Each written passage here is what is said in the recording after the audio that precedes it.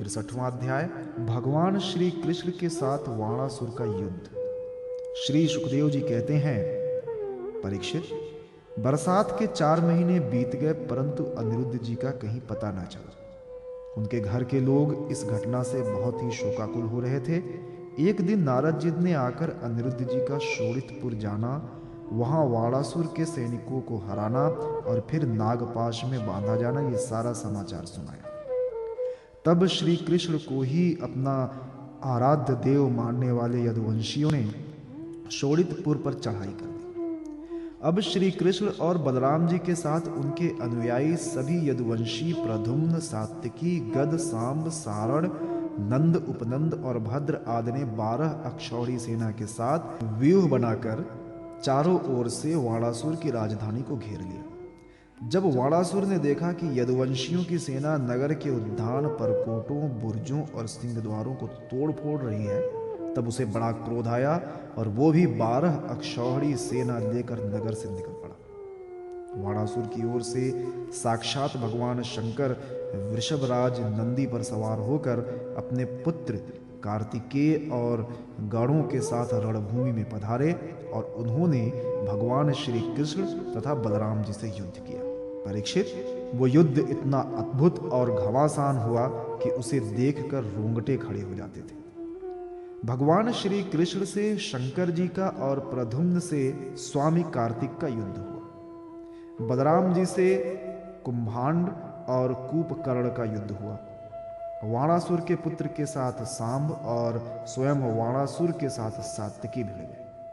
ब्रह्मा आदि बड़े बड़े देवता, ऋषि मुनि, सिद्धचारण, गंधर्व, अप्सराएं और यक्ष विमानों पर चढ़ चढ़कर युद्ध देखने के लिए आ पहुंचे। भगवान श्री कृष्ण ने अपने शांग धनुष के तीखी नोक वाले वाणों से शंकर जी के अनुचरों भूत, प्रेत, प्रमथ, गुहयक, डाकिनी, यातुधान, वेताल, विनायक, प्रेतगण, मातृगण, पिशाच, कुष्मांड और ब्रह्म राक्षसों को मार मार कर खदेड़ दिया। पिनाकपाणी शंकर जी ने भगवान श्री कृष्ण पर भांति भांति के अगणित अस्त्र शस्त्रों का प्रयोग किया, परंतु भगवान श्री कृष्ण ने बिना किसी प्रकार के विस्मय के उन्हें विरोधी शस्त्रास्त्रों से शांत कर दिया।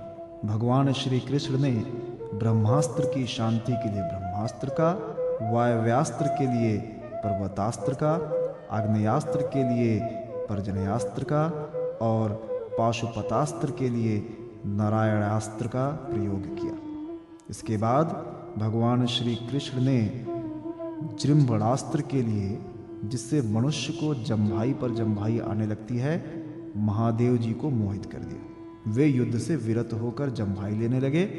तब भगवान श्री कृष्ण शंकर जी से छुट्टी पाकर तलवार, गदा और वाणों से वाणासुर की सेना का संहार करने लगे। इधर प्रद्युम्न ने वाणों की बौछार से स्वामी कार्तिक को घायल कर दिया। उनके अंग अंग से रक्त की धारा बह चली। वे रणभूमि छोड़कर अपने वाहन मयूर द्वारा भाग निकले। बलराम जी ने अपने मूसल की चोट से कुंभांड और कूपकर्ण को घायल कर दिया। वे रणभूमि में गिर पड़े। इस प्रकार अपने सेनापतियों को हताहत देखकर वाणासुर की सारी सेना तितर बितर हो गई। जब रथ पर सवार वाणासुर ने देखा कि श्री कृष्ण आदि के प्रहार से हमारी सेना तितर बितर और तहस नहस हो रही है, तब उसे बड़ा क्रोध आया। उसने चिढ़कर सात्विकी को छोड़ दिया और वो भगवान श्री कृष्ण पर आक्रमण करने के लिए दौड़ पड़ा। परीक्षित, रणोन्मत्त वाणासुर ने अपने 1000 हाथों से एक साथ ही 500 धनुष खींचकर एक एक पर 2-2 बाण चलाए, परंतु भगवान श्री कृष्ण ने एक साथ ही उसके सारे धनुष काट डाले और सारथ, रथ तथा घोड़ों को भी धराशायी कर दिया एवं शंख ध्वनि की। कोटरा नाम की एक देवी वाणासुर की धर्म माता थी।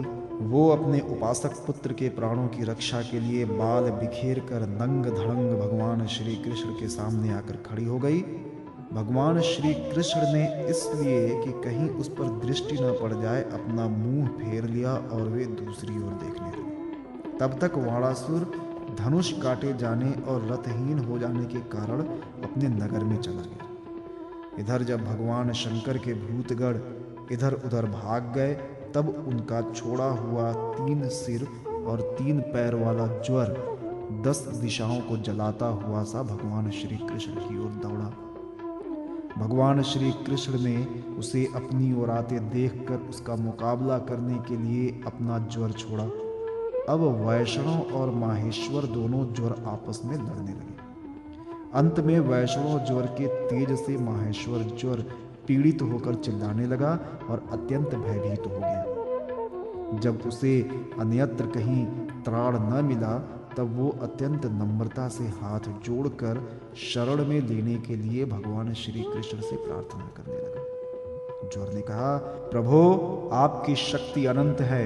आप ब्रह्मादि ईश्वरों के भी परम महेश्वर हैं। आप सबके आत्मा और सर्व स्वरूप हैं। आप अद्वितीय और केवल ज्ञान स्वरूप हैं। संसार की उत्पत्ति, स्थिति और संहार के कारण आप ही हैं। श्रुतियों के द्वारा आपका ही वर्णन और अनुमान किया जाता है। आप समस्त विकारों से रहित एवं ब्रह्म हैं। मैं आपको प्रणाम करता हूँ। काल, दैव, अदृष्ट, कर्म, जीव, स्वभाव, सूक्ष्म भूत, शरीर, सूत्रात्मा, प्राण, अहंकार, एकादश इंद्रियां और पंचभूत, इन सब का संघात लिंग शरीर और बीजांकुर न्याय के अनुसार, उससे कर्म और कर्म से फिर लिंग शरीर की उत्पत्ति, ये सब आपकी माया है। आप माया के निषेध की परम अवधि हैं। मैं आपकी शरण ग्रहण करता हूँ।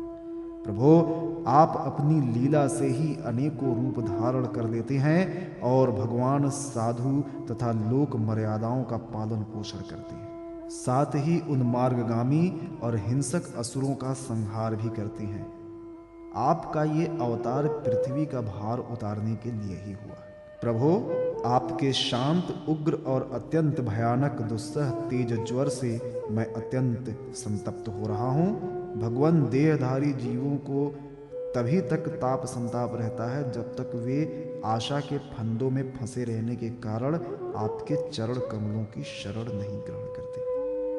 भगवान श्री कृष्ण ने कहा, त्रिशिरा, मैं तुम पर प्रसन्न हूं। अब तुम मेरे ज्वर से निर्भय हो जाओ। संसार में जो कोई हम दोनों के संवाद का स्मरण करेगा, उसे तुमसे कोई भय न रहेगा। भगवान श्री कृष्ण के इस प्रकार कहने पर माहेश्वर ज्वर उन्हें प्रणाम करके चला गया। तब तक वाणासुर रथ पर सवार होकर भगवान श्री कृष्ण से युद्ध करने के लिए फिर आ पहुंचा। परीक्षित, वाणासुर ने अपने 1000 हाथों में तरह तरह के हथियार दे रखे थे। अब वो अत्यंत क्रोध में भरकर चक्रपाणी भगवान पर वाणों की वर्षा करने लगा।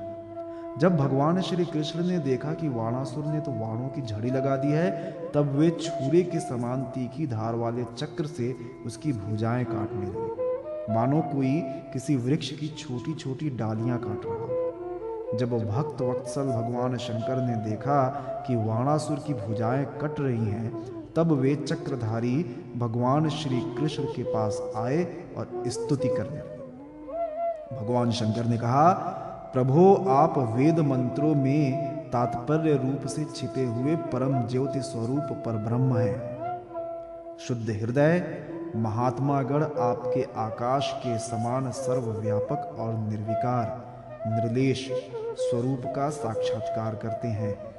आकाश आपकी नाभि है, अग्नि मुख है और जल वीर है। स्वर्ग सिर, दिशाएं कान और पृथ्वी चरण है। चंद्रमा मन, सूर्य नेत्र और मैं शिव आपका अहंकार हूं। समुद्र आपका पेट है और इंद्र भुजा। धान्यादि औषधियां रोम है, मेष केश है और ब्रह्मा बुद्धि, प्रजापति लिंग है और धर्म हृदय। इस प्रकार समस्त लोक और लोकांतरों के साथ जिसके शरीर की तुलना की जाती है, वो परम पुरुष आप ही हैं। अखंड ज्योति स्वरूप परमात्मन, आपका ये अवतार धर्म की रक्षा और संसार के अभ्युदय अभिवृद्धि के लिए हुआ। हम सब भी आपके प्रभाव से ही प्रभावान्वित होकर सातों भुवनों का पालन करती है। आप सजातीय, विजातीय और स्वगत भेद से रहित हैं। एक और अद्वितीय आदि पुरुष हैं। मायाकृत जागृत, स्वप्न और सुषुप्ति, इन तीन अवस्थाओं में अनुरत और उनसे अतीत तुरीय तत्व भी आप ही हैं। आप किसी दूसरी वस्तु के द्वारा प्रकाशित नहीं होते, स्वयं प्रकाश हैं। आप सबके कारण हैं, परंतु आपका न तो कोई कारण है और न तो आप में कारणपना ही है। भगवान, ऐसा होने पर भी आप तीनों गुणों की विभिन्न विषमताओं को प्रकाशित करने के लिए अपनी माया से देवता, पशु पक्षी, मनुष्य आदि शरीरों के अनुसार भिन्न भिन्न रूपों में प्रतीत होते हैं। प्रभु, जैसे सूर्य अपनी छाया बादलों से ही ढक जाता है और उन बादलों तथा विभिन्न रूपों को प्रकाशित करता है, उसी प्रकार आप तो स्वयं प्रकाश हैं, परंतु गुणों के द्वारा मानो ढक से जाते हैं और समस्त गुणों तथा गुणाभिमानी जीवों को प्रकाशित करते हैं। वास्तव में आप अनंत हैं। भगवान, आपकी माया से मोहित होकर लोग स्त्री पुरुष, देह गेह आदि में आसक्त हो जाते हैं और फिर दुख के अपार सागर में डूबने उतराने लगते हैं। संसार के मानवों को यह मनुष्य शरीर आपने अत्यंत कृपा करके दिया है। जो पुरुष इसे पाकर भी अपनी इंद्रियों को वश में नहीं करता और आपके चरण कमलों का आश्रय नहीं लेता, उनका सेवन नहीं करता, उसका जीवन अत्यंत शोचनीय है और वो स्वयं अपने आप को धोखा दे रहा है। प्रभु, आप समस्त प्राणियों के आत्मा, प्रियतम और ईश्वर हैं। जो मृत्यु का ग्रास मनुष्य आपको छोड़ देता है और अनात्म, दुख स्वरूप और तुच्छ विषयों में सुख बुद्धि करके उनके पीछे भटकता है, वो इतना मूर्ख है कि अमृत को छोड़कर विष पी रहा है। मैं ब्रह्मा, सारे देवता और विशुद्ध हृदय वाले ऋषिमुनि सब प्रकार से और सर्वात्म भाव से आपके शरणागत हैं, क्योंकि आप ही हम लोगों के आत्मा, प्रियतम और ईश्वर हैं।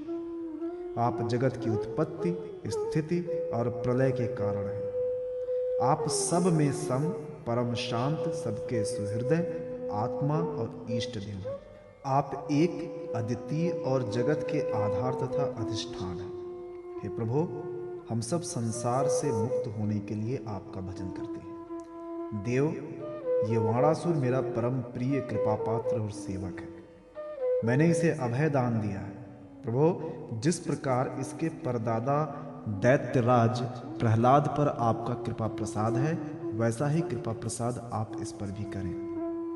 भगवान श्री कृष्ण ने कहा, भगवान, आपकी बात मानकर जैसा आप चाहते हैं मैं इसे निर्भय किए देता हूं। आपने पहले इसके संबंध में जैसा निश्चय किया था, मैंने इसकी भुजाएं काटकर उसी का अनुमोदन किया है। मैं जानता हूं कि वाणासुर दैत्यराज बलि का पुत्र है, इसलिए मैं भी इसका वध नहीं कर सकता, क्योंकि मैंने प्रहलाद को वर दे दिया है कि मैं तुम्हारे वंश में पैदा होने वाले किसी भी दैत्य का वध नहीं करूंगा। इसका घमंड चूर करने के लिए ही मैंने इसकी भुजाएं काट दी हैं। इसकी बहुत बड़ी सेना पृथ्वी के लिए भार हो रही थी, इसलिए मैंने उसका संहार कर दिया है। अब इसकी 4 भुजाएं बच रही हैं। ये अजर अमर बनी रहेंगी। ये वाणासुर आपके पार्षदों में मुख्य होगा। अब इसको किसी से किसी प्रकार का भय नहीं है। श्री कृष्ण से इस प्रकार अभयदान प्राप्त करके वाणासुर ने उनके पास आकर धरती में माथा टेका, प्रणाम किया और अनिरुद्ध जी को अपनी पुत्री उषा के साथ रथ पर बैठाकर भगवान के पास ले आया। इसके बाद भगवान श्री कृष्ण ने महादेव जी की सम्मति से वस्त्रालंकार विभूषित उषा और अनिरुद्ध जी को एक अक्षौहिणी सेना के साथ आगे करके द्वारका के लिए प्रस्थान किया। इधर द्वारका में भगवान श्री कृष्ण आदि के शुभागमन का समाचार सुनकर झंडियों और तोरणों से नगर का कोना कोना सजा दिया गया। बड़ी बड़ी सड़कों और चौराहों को चंदन मिश्रित जल से सींच दिया गया। नगर के नागरिकों, बंधु बांधवों और ब्राह्मणों ने आगे आकर खूब धूमधाम से भगवान का स्वागत किया। उस समय शंख, नगारों और ढोलों की तुमुल ध्वनि हो रही थी। इस प्रकार भगवान श्री कृष्ण ने अपनी राजधानी में प्रवेश किया। परीक्षित, जो पुरुष श्री शंकर जी के साथ भगवान श्री कृष्ण का युद्ध और उनकी विजय की कथा का प्रातः काल उठकर स्मरण करता है, उसकी पराजय नहीं होती।